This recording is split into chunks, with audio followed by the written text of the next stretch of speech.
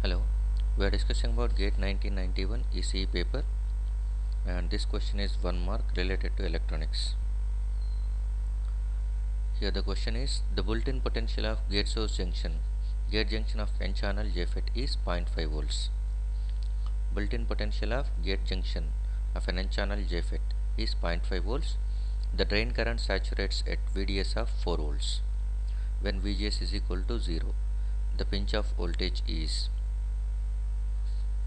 So simply pinch off voltage with respect to drain to source characteristics is going to be specified as pinch off voltage. Okay, pinch off voltage VP with respect to output characteristics. We can write it as VP is the minimum amount of VDS required to make ID constant when VGS is equal to 0 volts. Pinch off voltage is the minimum amount of VDS required to make drain current constant when VGS is equal to 0. So how much VDS is required to make drain current saturation is nothing but drain current constant means drain current becomes saturated.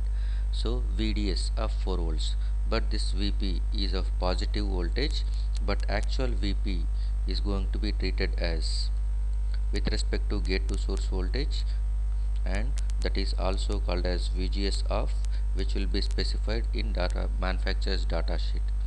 That you can write it as pinch off voltage required is minus 4 volts, because of, since it is N channel JFET.